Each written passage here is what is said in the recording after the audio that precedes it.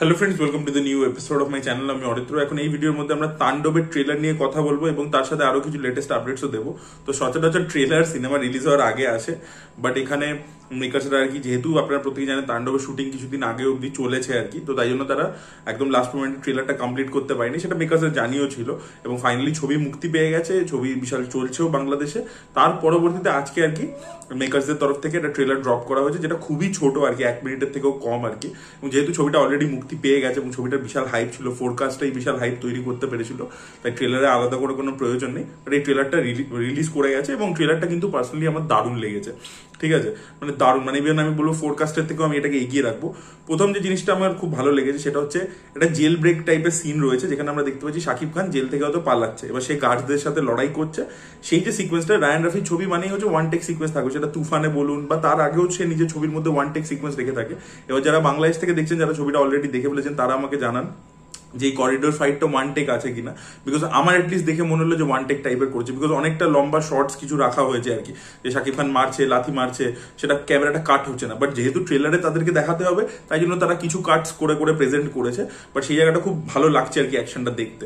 এবং শাকিব খান পরবর্তীকালে হাতে হয়তো মেশিন গান তুলে নিচ্ছেন, গুলি চালাচ্ছেন, এই করছেন, তো সেগুলো থাকতে চলেছে। তো সেই অ্যাকশনটা দেখতে আমার খুবই ভালো লেগেছে। সেকেন্ড যে জিনিসটা খুব ভালো লেগেছে, শাকিব খানের পারফরমেন্স, ডায়লগ ডেলিভারি, সেটা আমরা দেখতে পাচ্ছি।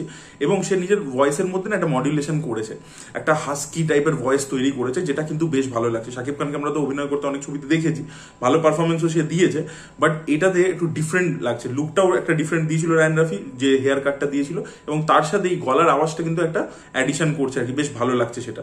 সেই জিনিসটাও বেশ ভালো লাগছে। জয় হাসানেরও একটা ডায়লগ রয়েছে, সেটাও বেশ ভালো, যেখানে ও বলছে যে সত্যিটা হচ্ছে বট গাছের মতো, আপনি যতই চাপা দিন ওটা বেরিয়ে আসবে।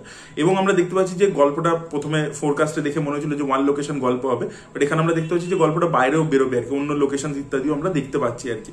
তো তারপরে তো আমরা বিভিন্ন দৃশ্য আর কি মন্টাজের মতো ফার্স্ট দেখিয়ে, ফার্স্ট কাটসে দেখিয়ে বেরিয়ে গেছে আর কি। এবং এখানে একটা ব্যাক শট আমরা দেখতে পাচ্ছি একটা লোকে। এবার দেখুন, এত বেশি জিনিসটা ভাইরাল হয়েছে যে অলরেডি আমাদের কাছেও পৌঁছে গেছে, তো আমরা দেখেই ফেলেছি। এই ছবির মধ্যে দুটো ক্যামিও রয়েছে, যে দুটো ক্যামিও নিয়ে প্রচন্ড কথা হচ্ছে। তো সেই দুটো ক্যামিওর মধ্যে একটা ক্যামিওকে আর কি ওখানে দেখিয়েছে আর কি, ট্রেলারের মধ্যে পিছন থেকে ব্যাক শটে দেখিয়েছে। এবং সেই ক্যামিওটা আর কি রায়ান রাফির একটা অন্য সুপারহিট ছবি, যেটা খুবই ভালো একটা ছবি ছিল, সেটার সাথে কানেক্টেড, সেই ক্যারেক্টারটাকে নিয়ে আসা হয়েছে আর কি। তো সেগুলো আমি যেহেতু অলরেডি জেনে গেছি, তো দেখা যাক। আর এছাড়া আরো একটি যে ঈদের ছবি বেরিয়েছে না, যেটা শারিফুল রাজের ছবি, তো ওই ছবিটা ইনসাফ বলে, সেখানেও একটা ক্যামিও রয়েছে এবং সেই ক্যামিওটা নিয়েও অলরেডি বিশাল কথাবার্তা হচ্ছে আর কি। তো ডেফিনেটলি শাকিব খানের ছবি, সেটা অনেক বড় বড় ডিরেক্টর, বড় প্রডিউসারের ছবি, তো সেটাকে নিয়ে অনেক বেশি কথা হচ্ছে এবং দুটো বড় ক্যামিও রয়েছে। তো যাই হোক, তো এই ছিল আর কি তাণ্ডবের ট্রেলার রিয়াকশন। আমার কিন্তু ট্রেলারটা বেশ ভালো লেগেছে। এটাকে অ্যাকচুয়ালি ট্রেলার বলা চলে না, মানে এটাকে এতটাই ছোট, বাট অ্যাকশন সিকোয়েন্সটা, শাকিব খানের পারফরমেন্স, আর ওই যে ডায়লগটা দিচ্ছে, ওই ডায়লগটা খুব ভালো লেগেছে, যে এবার তো কিছু টুইস্ট দিতে হবে, নাহলে তো পাবলিক বোর হয়ে যাবে। তো ওই জায়গাটাও বেশ ভালো লেগেছে। তো আপনারা যারা দেখে ফেলেছেন ছবিটা, তারা তো অবশ্যই, তাদের জন্য ট্রেলারটা কি ম্যাটার করবে, তারা তো পুরো গল্পই জেনে গেছে। বাট যারা আর কি ট্রেলার হিসেবে দেখছেন, তাদের কি রিয়াকশন অবশ্যই কমেন্টে জানাবেন আর কি। এর পরবর্তীতে আমরা কিছু আপডেটস নিয়ে কথা বলবো। তো সব থেকে প্রথম আপডেট হচ্ছে নন্দমুরি বালাকৃষ্ণকে নিয়ে।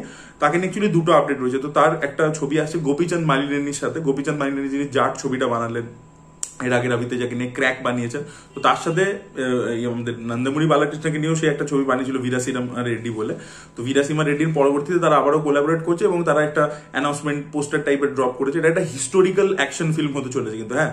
এবং পোস্টারটা খুব ইন্টারেস্টিং। একটা সিংহর মুখ আমরা দেখতে পাচ্ছি। সিংহর মুখের একটা দিকে যেরকম সেই আমরা ট্রয় সিনেমাতে দেখেছিলাম ব্র্যাড পিট যেরকম মাস্ক টাইপের পরে থাকতো আর কি, মানে যেগুলো যুদ্ধে যখন যেত না আর কি, একটা মানে হেড গার্ড টাইপের পরতো, সেরকম আর কি জিনিস আর কি পরে রয়েছে আর কি। তো সেইটা মানে সিংহটার ফেসের একটা দিক হচ্ছে ওরকম, আর একটা দিক নর্মাল রয়েছে। তো সেটা বেশ ইন্টারেস্টিং লেগেছে আমার আর কি। পোস্টারটা বেশ ভালো। দেখা যাক এই ছবিটা কিরকম হয়। এই ছবিটা প্রডিউস করছে পেদ্দি বলে, যে রামচরণের ছবিটা আসছে তার যারা প্রডিউসার, তারা এই ছবিটা প্রডিউস করছে। এছাড়াও যে আখান্ডা পার্ট 2 আসতে চলেছে, তার টিজার কিন্তু কালকে সন্ধ্যে 6টার সময় রিলিজ করতে চলেছে। দেখা যাক টিজারটা কিরকম হয়। অলরেডি পার্ট 1 বিশাল হিট ছিল, দেখা যাক পার্ট 2টা কতটা সাকসেসফুল হয়, সেটি দেখার মতো বিষয়। এর পরবর্তী আপডেটটা হচ্ছে এসইউ অরুণ কুমার বলে পরিচালককে নিয়ে, যিনি কদিন আগে ধীরা ধীরা সুরন পার্ট 2 ছবিটা বানিয়েছিলেন, তার আগে চিত্তা বলে ছবিটা বানিয়েছিলেন। তো তাকে রাজকমল ইন্টারন্যাশনাল, মানে কমল হাসানের যে প্রোডাকশন হাউস রয়েছে, যারা কদিন আগে আমারানের মতো ছবি প্রডিউস করেছিল, সেটা বিশাল বড় হিট হয়েছিল, তারপরে আবার থাগ লাইফ প্রডিউস করলো, যেটা বিশাল বড় ফ্লপ হয়েছে, খুব বাজে ছবি হয়েছে। তো তারা এসইউ অরুণ কুমারকে সাইন করেছে এবং এই ছবির মধ্যে আমরা কমল হাসানকে দেখতে পাবো না, তিনি অ্যাজ প্রডিউসারই থাকতে চলেছেন জাস্ট। এবং ছবির মধ্যে কোনো অন্য হিরো থাকবে, সেই কে হিরো থাকবে ছবির মধ্যে সেটা নিয়ে এখনো আলোচনা চলছে আর কি। তো দেখা যাক, আশা করবো এসইউ অরুণ কুমার একটা ভালো ছবি বানাবেন এই প্রোডাকশনের জন্য এবং ছবিটা সফল হবে। বীরাদিরান পার্ট 2, এই বীরাদিরাসুরান পার্ট 2 ছবিটা খুব ভালো হয়েছে, কিন্তু ছবিটা কিন্তু এক্সপেরিমেন্টাল ছবি ছিল, যেহেতু সেরকম হিউজ বিজনেস কিন্তু করতে পারেনি ছবি। এর পরবর্তী আপডেট হচ্ছে মাইত্রী মুভি মেকার্সদেরকে নিয়ে, যারা পুষ্পা ছবির প্রডিউসার, জাট ছবির প্রডিউসার। তো তারা কিন্তু শাহরুখ খানকে অ্যাপ্রোচ করেছে একটা ছবির জন্য। ইয়েস, তাদের কথাবার্তা চলছে এবং নানান রকমের ফিজ ইত্যাদি উঠে আসছে, শোনা যাচ্ছে শাহরুখ খানকে 300 কোটি টাকা অফার করেছে, এরকম মিডিয়া রিপোর্টস আসছে। দেখা যাক সেটা কি হয়। কদিন আগে আপডেট উঠেছিল শাহরুখ খান নাকি সুকুমারের সাথে কোলাবরেট করতে পারেন, তো সেটাই মাইত্রী মুভি মেকার্সদের সাথে হয় কিনা সেটাই দেখার মতো বিষয় হবে। বাট মাইত্রী মুভি মেকার্স শাহরুখের সাথে একটা কথাবার্তা বলছে, ইনিশিয়াল লেভেলেই চলছে, দেখা যাক আলটিমেটলি ব্যাপারটা ফাইনালাইজ হয়।